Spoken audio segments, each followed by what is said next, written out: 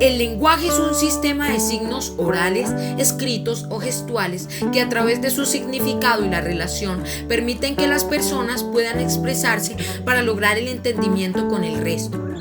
La comunicación requiere de este sistema de signos para llegar al objetivo del entendimiento común. Diversos factores entran en juego cuando se realiza la comunicación por medio del lenguaje. Por ejemplo, se ponen en marcha funciones como la inteligencia y la memoria lingüística. El lenguaje constituye una de las características principales que separan al género humano de los animales. Este comienza a desarrollarse a partir de la gestación y se establece definitivamente en la relación que mantiene el individuo con el mundo social en el cual desarrolla su actividad. El lenguaje es vital para el ser humano, ya que él mismo le permite establecer comunicaciones con otros seres vivos y así vivir en comunidad. Si el ser humano no contara con algún sistema de lenguaje, no podría entonces armar proyectos en común con otros individuos, lo cual es justamente la esencia de la vida en sociedad o en conjunto. El uso de la C, S y Z. Se escribe con C la terminación en ción, siempre que se relacione con una palabra terminada en tor, dor y to, excepto en so, sor, si. Ejemplos: destrucción, admiración, bendición. Excepciones: división, precisión, comprensión. Se escribe con C el plural de las palabras que en singular terminan en Z: capaz, capaces, pez, peces, audaz, audaces. Se escriben con C las palabras que terminan en asio, asia, isia, isie e isio y sus derivados. Ejemplo: palacio, desgracia, justicia, superficie, sacrificio. Excepciones: antonomasia, gimnasia, idiosincrasia, potasio. Se escribe con S las palabras con terminación arce, ersa, erce, erso, irse. Ejemplo: adversa, atreverse, converso, abrirse. Excepciones: engarce, fuerza, almuerzo, tuerce, refuerzo. Se escriben con S los adjetivos terminados en oso, osa. Ejemplo: bondadoso, sabrosa, dadivoso, maravilloso. Se escriben con Z las palabras terminadas con los sufijos aso, asa y ansa, aumentativos o signifiquen golpe de.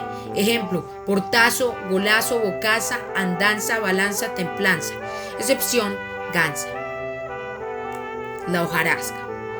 La hojarasca es una novela corta escrita por Gabriel García Márquez, publicada en 1955. Es conocida por mostrar por primera vez Macondo, el pueblo ficticio hecho famoso en 100 años de soledad. Al principio nos cuenta que el doctor ha muerto.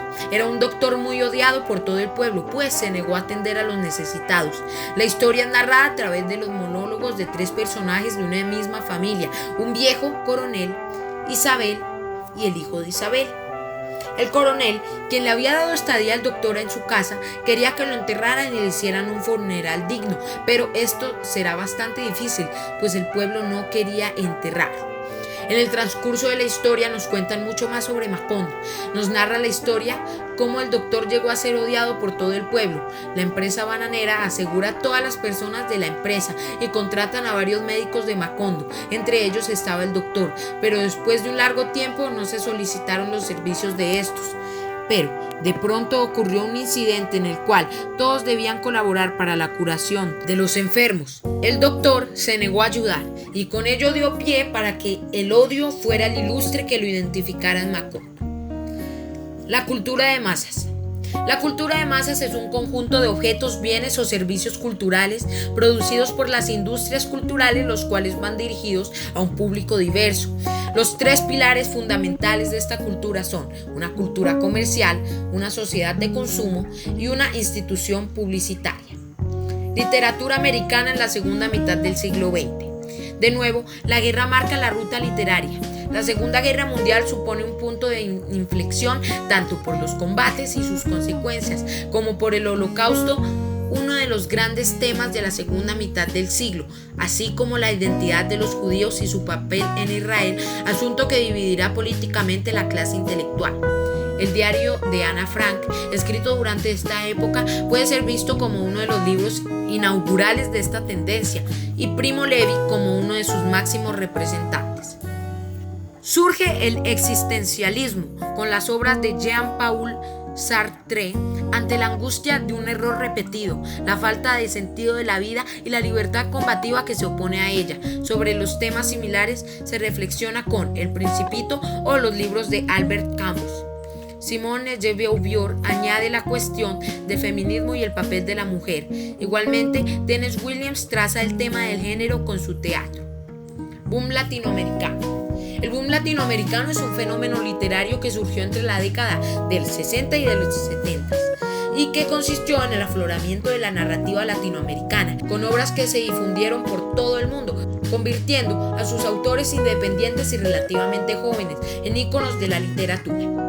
Estos escritores fueron influenciados por movimientos modernistas y de la vanguardia del siglo XX, especialmente por el surrealismo europeo, para desafiar las convenciones literarias de la época a través de los neologismos, las blasfemias y el lenguaje inapropiado.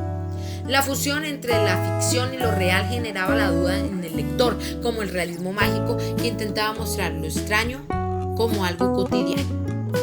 El realismo mágico resultó una manera de explicar los sucesos políticos, económicos y sociales.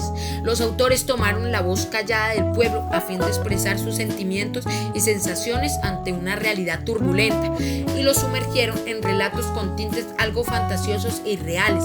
Tal es el caso de 100 años de soledad, la obra de Gabriel García Márquez. Gabriel José de la Concordia García Márquez, más conocido como Gabriel García Márquez o por su apodo Pegado, nació en la ciudad colombiana de Aracatá un 6 de marzo de 1927 y falleció el 17 de abril del 2014 en la Ciudad de México. A lo largo de sus 87 años de vida, dejó instaurada una fuerte marca literaria en el ámbito de la novela y el periodismo, siendo el máximo exponente del realismo mágico. Su carrera como escritor tocó el cielo al recibir el Premio Nobel de Literatura en el año 1982.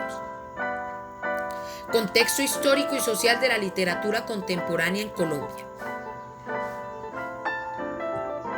La llegada al poder de Alberto Lleras Camargo en 1958 y el comienzo del Frente Nacional, convenio liberal conservador para sucederse de la presidencia, así como la culminación con el periodo presidencial de Misael Pastrana Borrero en 1974.